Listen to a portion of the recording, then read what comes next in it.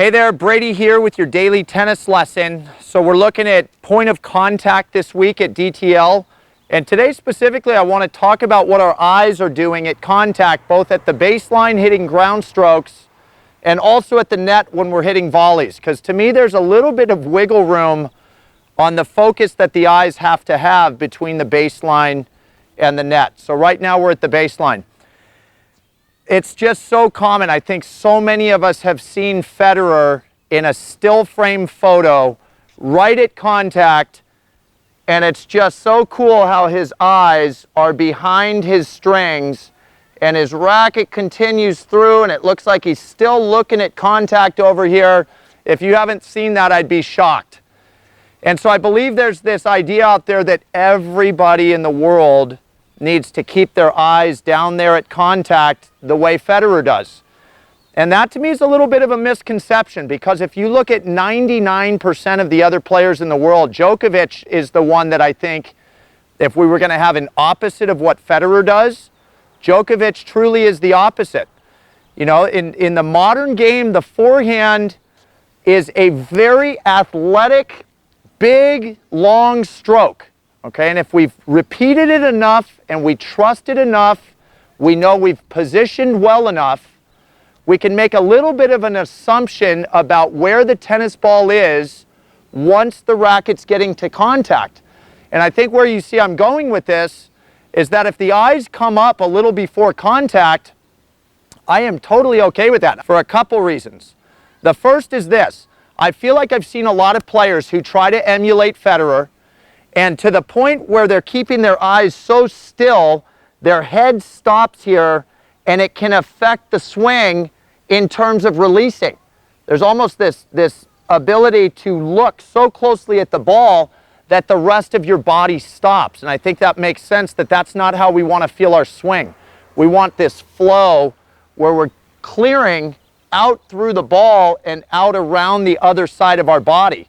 And if watching the ball so closely is going to stop that momentum or shorten it, I don't see how that is a valuable idea to us. No way am I saying or advocating pull your head up and yank your head out, don't look at the ball. That will throw the swing more off rails than trying to keep your eyes still. It's just a natural release. You can just feel my head slightly moving with my body, and I feel like it's a great way for me to keep a good rhythm going through the ball, not having that hitch that a lot of players have. We never want that hitch, we want that flow. Now, if you're a Federer fan and you've worked so hard to keep your eyes dead still like he does on contact, and you still feel great release of your swing through the ball, obviously go ahead and stick with that. I think that is a really cool looking way for somebody to hit a ball. I just know it's tough for a lot of you out there. Okay, so with that being said, some wiggle room on what the eyes do at contact with the ground stroke. To me, there is no wiggle room on the volley. So let's go ahead and have a look at some volleys and what the eyes should do. All right, so here we come up into volley zone. And again, like I've said, I don't think there's any wiggle room on what your eyes can do at contact on a volley.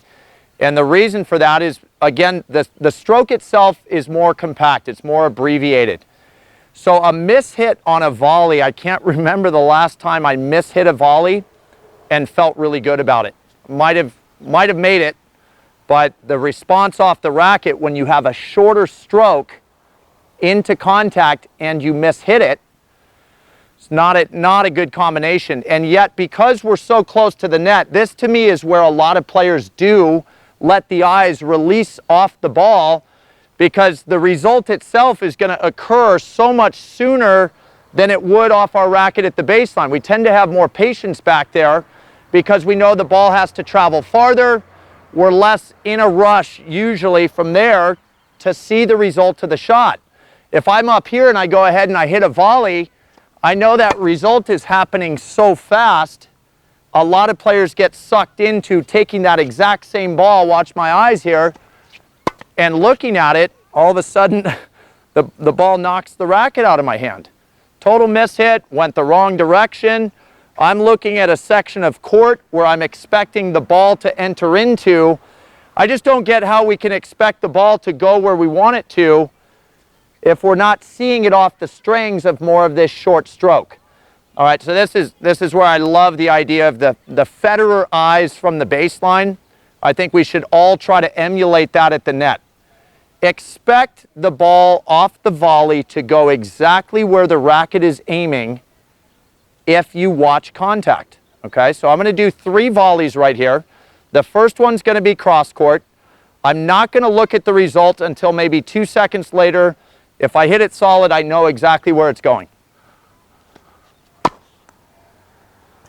Okay, did exactly what I thought it would. I saw the ball so clearly off my strings. I'll go slightly up the middle now. Same idea. Okay, and I see my result. Okay, afterwards. I know it went there, then I'll check my result out. Now I'll go down the line. Hear the sound on contact. You need that great sound on a volley because you can't get bailed out like you can at the baseline with all this momentum coming into a 2-ounce ball. There's less momentum on the volley. We really require the strings to do great work for us. And by the strings doing work for us, I mean the sweet spot. So you really want to watch the ball so closely on your volleys that you're not just giving yourself the middle of the pattern, you're giving yourself that sweet spot a little closer to the top of the racket head. All right, so definitely some players out there, the Djokovic's of the world, who are letting those eyes release up through contact at the baseline. Federer's the opposite. I think if you pay attention to any volleyer in the world, you're going to see that cookie cutter classic look where they're seeing contact almost through the back of the strings. That's how patient they're being, seeing it. And again, it's all about trusting the result. If you know you aimed somewhere, trust that the ball's going to get there, especially if you hit it right off the middle of the strings. Okay? So that was our contact lesson for the day. Hope that was super helpful. Please click like below this video. And if you have not subscribed to our channel yet, please do so. As well as check down below me in the description of this video. You'll find the link to 3 free courses that Mark and I have put together. I think you'll find those really helpful as well. All right, so until next time, be well, and we'll see you soon at Daily Tennis Lesson.